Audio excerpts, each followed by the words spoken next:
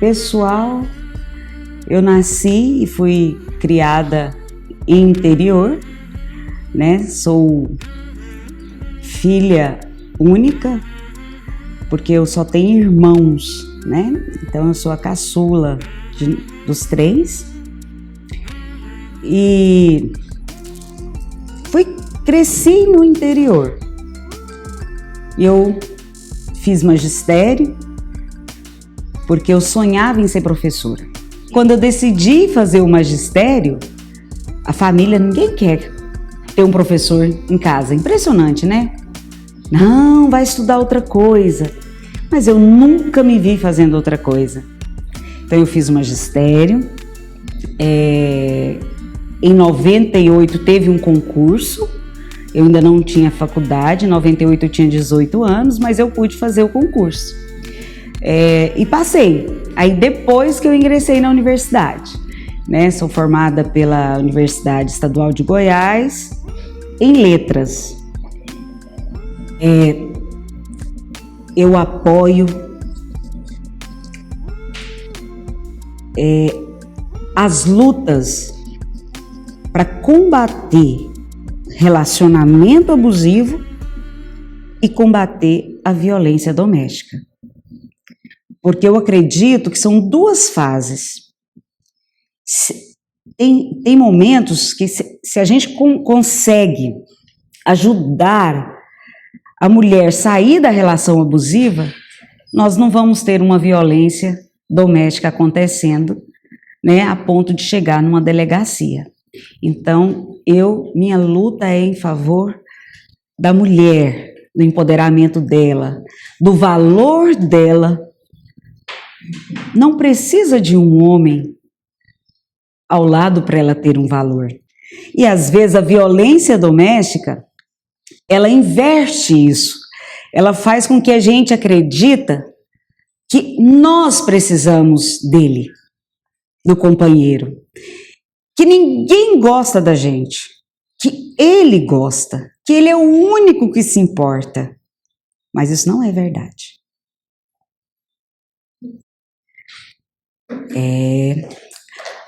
A maior dificuldade são as oportunidades de cargos de liderança, porque era raro ter mulheres chefiando-os, inclusive homens, né? Então essa foi uma dificuldade que eu tive, porque sempre eu tenho essa característica de liderança. Desde a época que eu tinha a idade de vocês, né? E eu já era líder de classe. Tudo começa lá.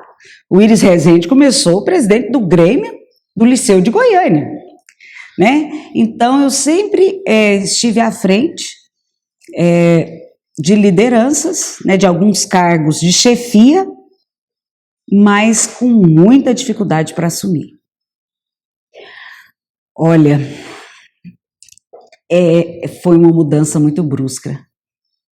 Sabe por quê? A gente vem de uma criação, de uma família tradicional, e essa família tradicional, ela é machista, né? Paira no inconsciente coletivo, né? Não é algo assim visível.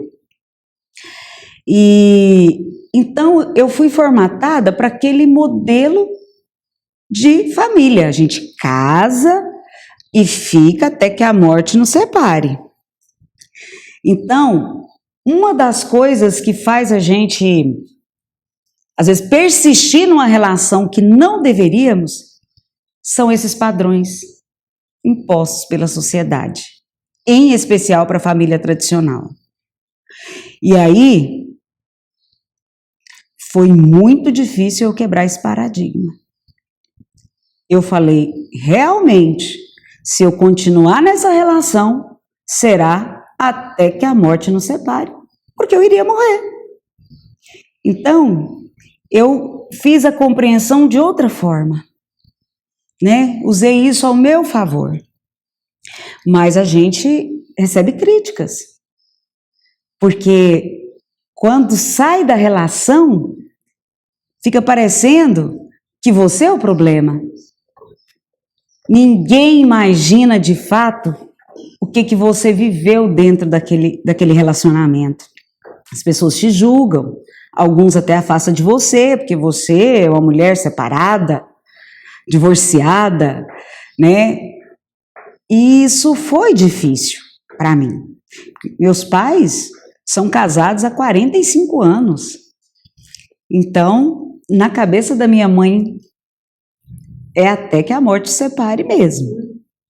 Mas, graças a Deus, há ajudas externas, porque eu falo que quando nós estamos dentro dessa bolha abusiva e de violência contra a mulher, nós precisamos de uma ajuda externa para conseguir arrancar a gente daquele lugar. É por isso que eu gosto muito da campanha da Magazine Luiza. Em briga de mulher, de marido e mulher, tem que meter a colher. E ela está certa, tem que fazer isso. Então, quando eu tive coragem de contar para algumas pessoas mais próximas, elas me ajudaram. Elas me ajudaram. E eu confesso que talvez, se elas não me ajudassem, eu não estaria aqui hoje, liberta dessa relação abusiva. Sim, eu tive uma relação totalmente abusiva. Não sofri violência física, mas psicológica, moral, patrimonial, sexual. Todas eu sofri. E posso dizer que foi essa vivência minha que tirou o olhar de Cinderela, né? Que o casamento é o final feliz. E não é, nem sempre é. Nem sempre é feliz. E eu sofri esse tipo de coisas. Se eu mostrar para vocês fotografias minhas da época que eu estava nessa relação, vocês vão dizer, não é ela. Porque eu estava violentada emocionalmente, a ponto disso transparecer diante dos meus olhos. A pessoa não te respeita no seu celular, mexe no seu celular. O companheiro da relação que te segue porque não confia onde você vai. Né? É o companheiro da relação que não te respeita quando você fala, eu não estou afim de fazer sexo. Mas um padrão tradicional diz que a mulher foi feita para servir ao homem, a hora que ele quer, do jeito que ele quer, e não é verdade. E quando fala patrimonial, é de destruir as coisas que é importante para você. Isso é uma relação abusiva. Surpreendi, né? Porque até o dia do casamento, os pais falam, olha, casamento é só um, e até que a morte nos separe. E a primeira ajuda que eu recebi, que eu tive coragem de falar sobre isso, não foram pessoas da minha família. Foi uma amiga em comum que presenciou uma cena dele moralmente me agredindo. E aí foi onde ela me encorajou, junto ao meu lado, pegou na minha mão e falou, sua família precisa saber disso, porque se você fosse minha filha, eu ia querer saber. E de fato, quando eu sentei e contei para minha família o que eu estava vivendo, eu tive todo o apoio deles. Todo o apoio. E eu falei, mãe, eu sei que a senhora queria um casamento para mim, até que a morte nos separe. Mas eu quero dizer para a senhora que eu tenho certeza que a senhora não quer me perder agora. E se eu não sair dessa relação, realmente a morte vai nos separar, porque eu vou morrer. E naquele momento, a minha colega que presenciou as acusações, né, porque, por exemplo, eu passei do horário de chegar em casa, né? E aí você estava com alguém, você é uma puta, você é isso, esse tipo de agressão mesmo, sabe? Que ninguém merece ouvir. E aí, naquele momento ali com a minha amiga, ela falou assim, olha, ela não vai ficar em casa hoje, ela vai comigo para casa, não vou deixar ela aqui com você. Ele foi, trancou o portão, falou assim, ninguém sai daqui. Pegou um facão, né? Então, realmente eu não pude sair, porque ele estava transtornado. E aí a minha amiga, no outro dia a gente voltou a falar, aí eu tive que fazer com que tudo estava normal, porque para eles tudo volta ao normal. E aí ela foi comigo à delegacia da mulher. Aí que eu tive coragem de ir. Fui, ela foi minha testemunha, e aí ele teve a medida restritiva, né, que ele não poderia aproximar de mim.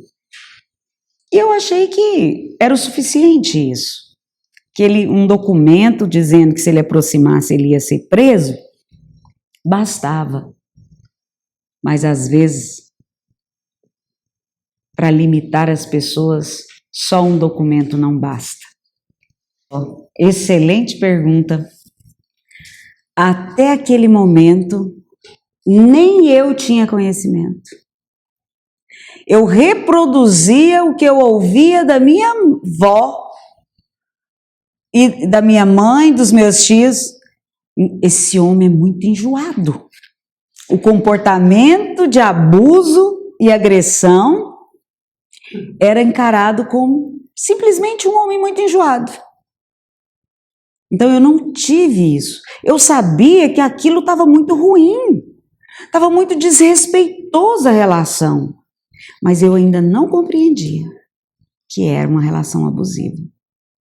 E aí foi essa amiga que eu tive essa coragem de dizer que, por sinal, há muitos anos atrás, passou por uma situação igual à minha ou pior. Acho que é. Por que que eu acho? É porque às vezes, Natália, as pessoas não fazem o protocolo que se deve para se ter a ajuda da Maria da Penha. E aí por isso que às vezes fica o discurso pairando de que a lei não funciona. Mas é porque as pessoas não fazem as coisas certas. Por exemplo, o dia que eu fui lá e que eu recebi essa ameaça, lá na delegacia da mulher, a delegada falou, você está se sentindo confortável, segura para estar aqui? Senão nós temos um abrigo para você. Sabe, é um abrigo de qualidade mesmo, a gente é acolhido mesmo. Só que aí a minha família falou, não, a gente vai estar com ela, não precisa. Quando eu passei todas as coisas que ele não respeitou a medida protetiva do distanciamento e um belo dia ele foi à minha casa, me pegou de surpresa, né? Ele até chegou a dizer, eu estava sozinha, ele já tinha medida protetiva, ele não podia aproximar de mim a 500 metros, né? Mas em um belo dia, dia 9 de janeiro de 2018, eu estava só em casa e fechou um curto, eu achei assim, acabou a energia, né? E quando acabou a energia, eu fui abrir a porta da sala, que dá para a área, ele estava de frente. E falou assim, olha, você não confiou na Maria da Penha? cadê ela aqui para te proteger agora? Ele estava com um revólver 38, um garrafão de gasolina e um fósforo, uma caixa de fósforo. Né? Então, naquele momento, eu pensei, meu Deus, realmente agora. Né? E naquela noite, eu tive que, só pode ser por Deus mesmo, eu consegui ter essa calma que eu estou tendo aqui com vocês, para mostrar para ele que aquilo não estava me intimidando. Mas ao mesmo tempo, eu tive que mostrar para ele que ele tinha razão em tudo. Na carta que ele escreveu, né? Olha, eu quero que você leia a quantidade de coisas ruins que você fez para mim. Aí eu ia lendo a carta, isso é energia, né? Ia lendo a carta, você tem razão, fiz isso mesmo. Me perdoa, fui muito cruel com você. Né? Porque era o entendimento que ele tinha quando eu separei dele, que eu fui cruel. Então, infelizmente, o autor de agressão, que a gente até não gosta de chamar o agressor autor de agressão, porque alguns realmente, às vezes, é a relação que provocou aquilo.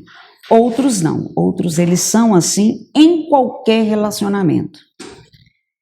E aí, naquela noite, ele falou, olha, se você não vai ser minha, você não vai ser de mais ninguém. Eu só ouvi essa frase na televisão, alguém contando. Hoje vocês estão ouvindo de alguém que ouviu. Então, sua família me quer longe de você? Então, eles também vão ficar longe de você. Eu vou dar um tiro em você, você vai cair na cama, eu vou te deitar na cama, vou jogar gasolina, vou me dar um tiro, vou cair sobre você e nós dois vamos morrer queimadinhos. E a sua família não vai ter o privilégio nem de te velar, porque você vai estar tostada. Isso, um revólver 38. E eu dizia, não precisa disso. Falei, eu acho que ainda tem chance para a nossa relação. Eu até esperava que você viria atrás de mim, mas não desse jeito. Eu esperava um banquete, flores, música.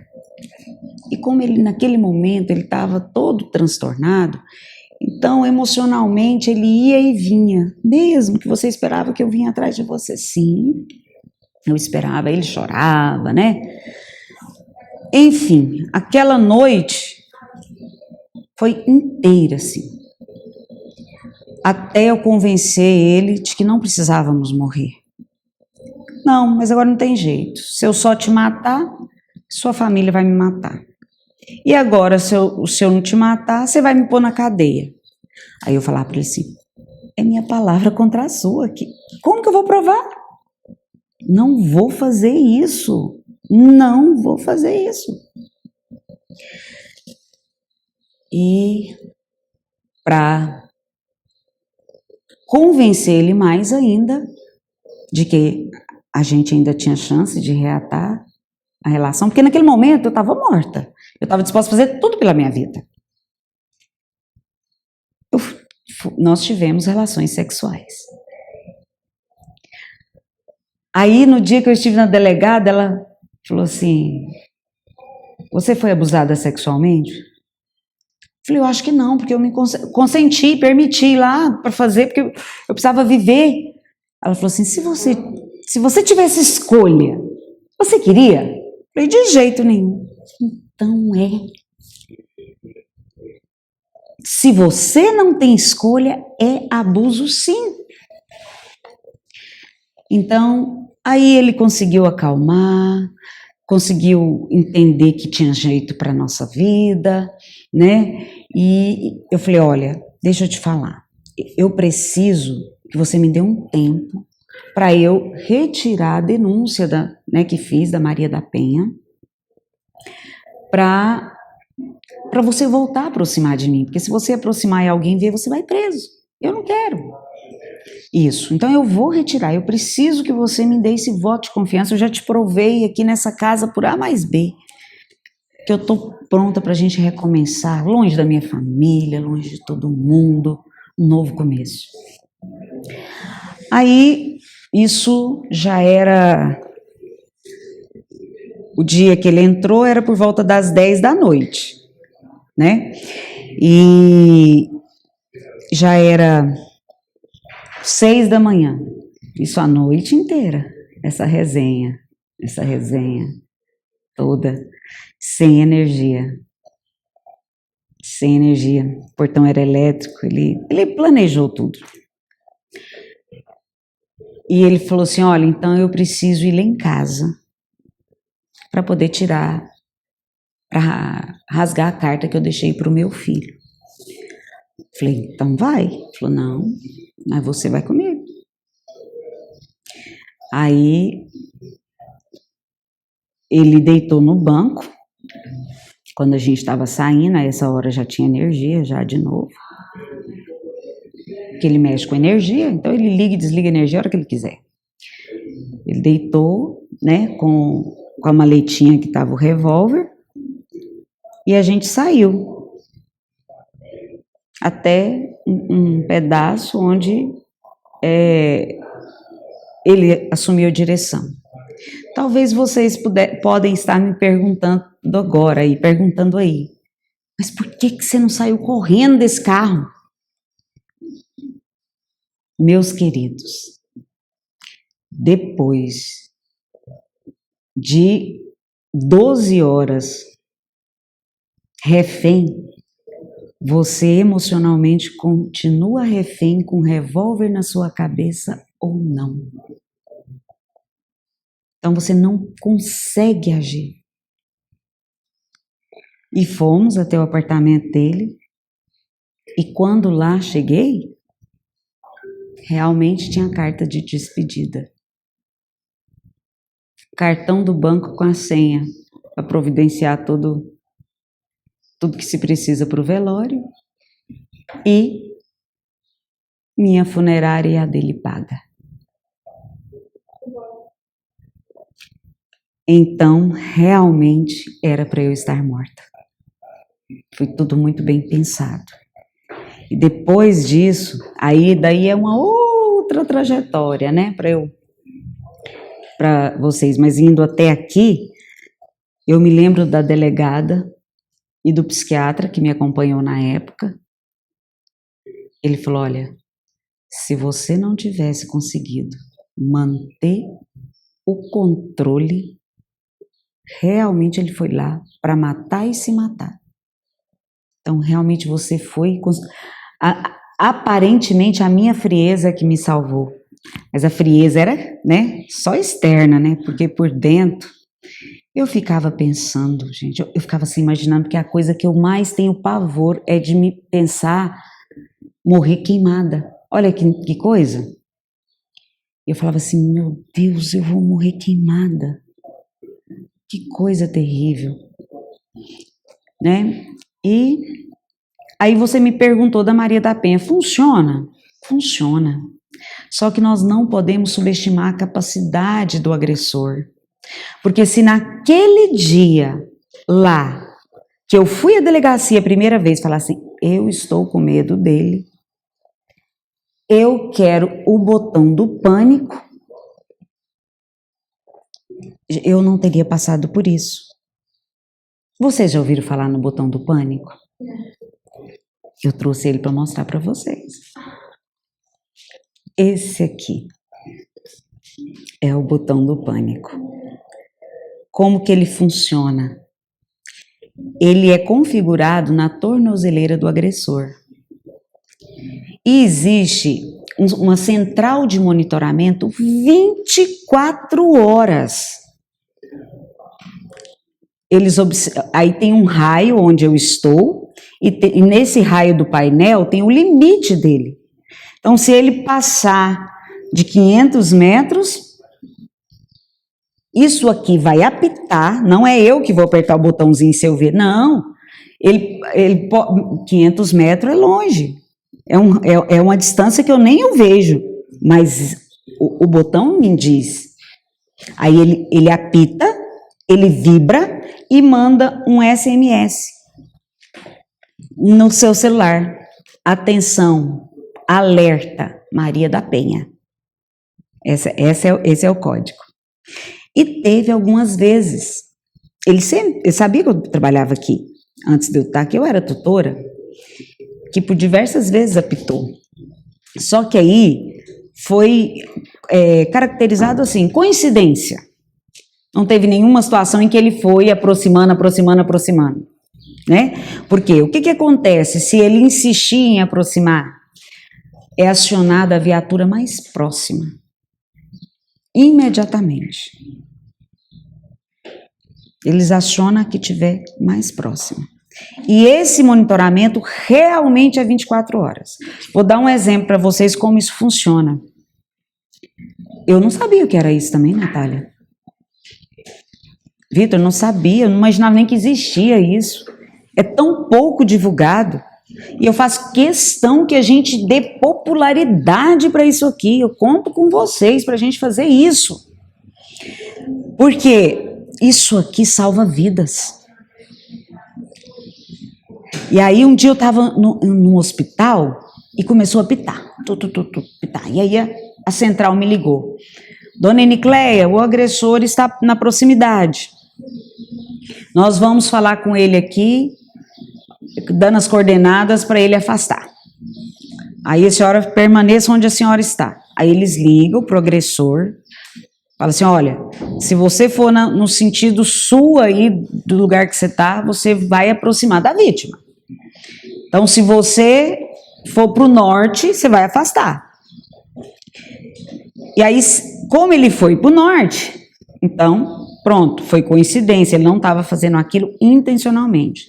Mas se ele aproximasse, imediatamente teria uma viatura mais próxima para fazer a intervenção. Né? E isso aqui me traz segurança. Ele já tem, quanto tempo que eu estou com ele? 19, 20, 21. 3 anos que eu estou com ele e ele com a tornozeleira. Aí daí para frente tem um outro cenário, né, que é o cenário jurídico, né, e que, vou te dizer, por isso que eu digo que a Lei Maria da Penha funciona, né, ela te protege com o botão do pânico, ela te dá um abrigo se você não estiver se sentindo segura em casa, e judicialmente ela pune quem deve ser punido, né? Que inclusive o processo ele foi condenado a 9 anos de prisão. Mas como todo mundo tem o direito de recorrer, ele nesse momento está recorrendo, né? Mas os artigos 4 ou 5 artigos que ele foi enquadrado aí, com todo esse enredo que eu narrei a vocês, né? E eles me ligam todo ano. A senhora já está se sentindo segura para ficar sem o botão do pânico? Eu falo, não, tudo bem, então continue com o botão do pânico. Né? Então, eu posso dizer que sim, que ela funciona. O que a gente precisa é usá-la. Se vocês fizeram pesquisas, vou deixar até vocês pegarem um pouquinho para vocês verem. Se vocês tiverem feito pesquisas, vocês viram que o número de feminicídio que há não são de mulheres que buscaram a medida protetiva. Não tem feminicídio com mulheres que foram atrás da medida protetiva e que deu sequência em todos os passos. Né? Então, por isso, da importância mesmo de não ignorar e não desprezar essa lei que foi conquistada a duras penas de uma mulher, né, custou dores, sangue, para que hoje outras mulheres fossem protegidas e não fosse obrigada a se manter num relacionamento abusivo. A mulher que está em situação de vítima naquele momento, vulnerável só, ela pode ainda voltar para dentro dessa relação. E eu tenho uma outra informação muito importante para vocês. Sabe que às vezes, por que as mulheres têm dificuldade de ir à delegacia da mulher e denunciar? A partir do momento que eu vou lá, faço essa denúncia de agressão, peço a medida protetiva, ela é irrevogável. Não adianta eu ir lá e falar, olha, meu companheiro mudou, pode dar baixa aí.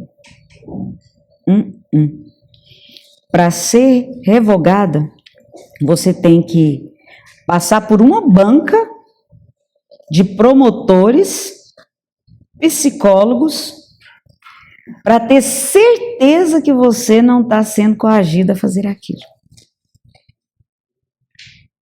Então é sério. Ela é muito séria, essa lei. Eu sei que o que eu vou dizer não é fácil, mas é o caminho. Ama o teu próximo como a ti mesmo. Então, assim, se ame, se cuide. Você é muito especial. Você não depende desse outro que está fazendo você viver dentro de uma relação abusiva para ser feliz. Porque feliz não está sendo infeliz. Procure alguém que você confie para conversar sobre isso. Vá à delegacia se você está se sentindo ameaçada. Peça o botão do pânico para você caminhar pelas ruas tranquilas. Mas não fique aí. Eu decidi que eu preferiria morrer lutando pela minha liberdade do que morrer dentro de uma relação abusiva. Porque é dentro de uma relação abusiva que a gente mata os nossos sonhos, os nossos desejos, a nossa autoestima, a nossa capacidade de ser mulher valorosa, protagonista e empoderada. E digo mais, para você que está saindo,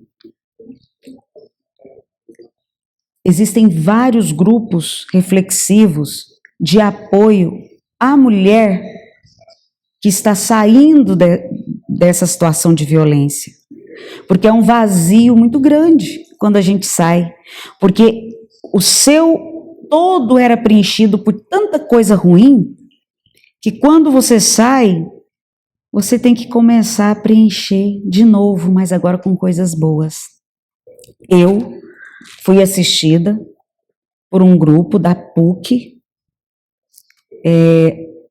onde eu conheci outras mulheres na mesma condição em que eu me encontrava, e que foi fundamental esse grupo de psicólogos que nos ajudou a recomeçar. É um recomeço. E eu quero te dizer, como Carlos Drummond de Andrade disse, sempre é possível recomeçar. E hoje eu falo essa história aqui, que eu vivi, mas ela não me provoca mais nenhuma dor. Eu estou curada das emoções. E espero que essa vivência que eu tive tenha um propósito. E eu acredito que tudo coopera para um bem. E eu me coloco à disposição. Qualquer pessoa que estiver inseguro sofrendo dentro de uma relação, eu me coloco à disposição para estar ao lado e caminhar todas as etapas que são necessárias para que você volte a viver e viver com segurança.